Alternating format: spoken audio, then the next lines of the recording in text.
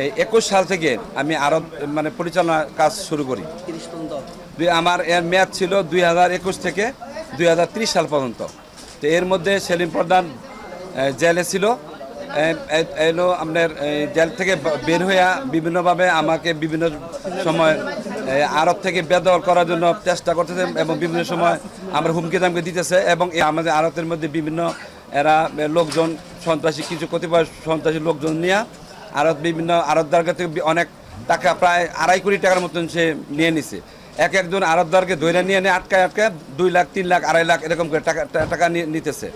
আর আমাদের এই আড়তটা এরা এই নিজের আয়ত্তে বেদখল করার জন্য বিভিন্নভাবে সে চেষ্টা করতেছে। আমি বিভিন্ন সময় আমি থানায় গেছি এবং এই প্রশাসনের কাছে অনেক সময় হেল্প চাইছি, কিন্তু প্রশাসন সরাসরি হেল্প আমার প্রশাসন থেকে আমি সরাসরি কোনো হেল্প পাই নাই।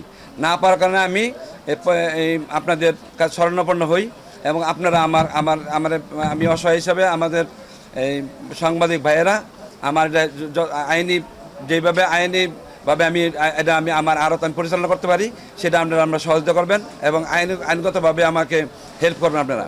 এবং সেলিম প্রধানকে দিছি।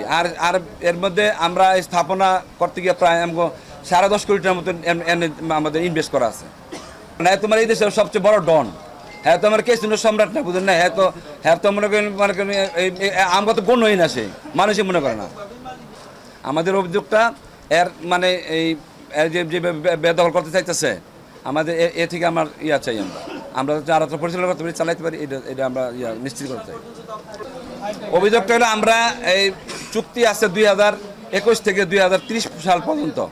এর মধ্যে আমরা মাত্র 3 বছর 3.5 বছরের মতো আমরা এখানে অবস্থান করেছি এবং আড়ত পরিচালনা করেছি। তো বর্তমানে আমাদের মেয়াদ পর্যন্ত আমরা আড়তটা পরিচালনা করতে চাই, চালাইতে চাই এবং মেয়াদের পরে এটা আলোচনা সাপেক্ষে যেটা হয় এটা আমরা মেনে নেব।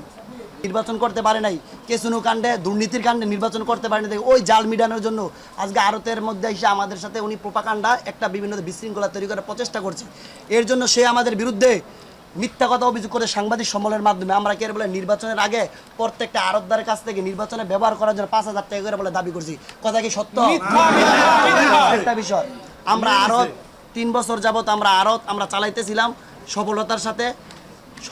100% আড়তদারদের সুযোগ সুবিধা দেওয়ার মাধ্যমে আমরা চালাইতেছিলাম, কিন্তু উনি মাঝখানে আসিয়া আমরা কিন্তু ভাই এখানে অনেক পরিশ্রম করছি, হয়তো লোভে হোক বা যে কোনো কারণে হোক উনি আড়তটা আমাদের কাছে ছিনিয়ে নেওয়ার জন্য পায়তারা করতেছে বিদায় আমরা নির্বাচনে ব্যস্ত হয়ে গেছি, আপনারা জানেন। এর জন্য আমরা আড়তে আসতে পারি না, আমাদের উনি পায়তারা করছে পুরোপুরি বের করে দেওয়ার জন্য আমরা আসতে পারি নাই। সেই সুযোগ কাজে লাগিয়ে উনি প্রত্যেকটা আড়তদারকে জিম্মি করে বলছে 5 লক্ষ টাকা করে দিতে হবে। 5 লক্ষ টাকা করে দেবে, মানে আড়তদার ভাই এরা তো গরিব, এরা ভাই টাকা 5 লক্ষ টাকা করে কইতে দিবে, আর 50,000 টাকা দিতে তো সমস্যা। অনেকে বাড়ি থেকে আপনার বিভিন্ন হাঁস মুরগি জায়গা জমি বিক্রি করে ভাই ব্যবসা করতেছে, এখনো আড়তদারদের কোমরে সোজা হয় নাই। এরা কীভাবে 5 লক্ষ টাকা দেবে? আর এছাড়া উনি তো 10 বছরের জন্য বৈধ মালিক, তো আমরা সে তো না, তাদের কাছে এটা দেবো কেন? আড়তদারকে জিম্মি করে কইছে তোদের ঘর বাতিল করে দেবো, তোদের মাল সরিয়ে নে, তোদের সাইনবোর্ড নামাই দেবো, এই জিম্মি করে অনেকের থেকে ঘর থেকে নিয়ে অনেকে 50,000 টাকা 30,000 টাকা 20,000 টাকা আরো বেশি নিছি। এই যে এখানে আড়তদার আছে, আপনাদের এখানে আড়তদারকে 2-4 জন আপনারা জিজ্ঞাসা করেন, আপনারা উত্তর পাইবেন। আর উনি আমাদের নামে বিভিন্ন মিথ্যা কথা অভিযোগ করছে, আমরা কেবল আড়তদারদেরকে চাঁদা খাইছি বা কোনো করছি। এক গড়ি বলে আমরা 10 বার বিক্রি করছি, 5 বার বিক্রি করছি। ভাইয়েরা ইমান ডালিয়ে করবেন, আমরা এমন কোনো রেকর্ড আছে এক গড় 5 লাখ টাকা নিচ্ছি আমরা কোনো গড় বিক্রি করছি 5 লাখ টাকা? এই মিথ্যা অভিযোগ আপনাদের কাছে এটা মানানি হয়েছে, আমাদের বিভিন্ন মিডিয়াতে মিথ্যা অভিযোগের বিচার চাই আপনার মাধ্যমে প্রশাসনের কাছে।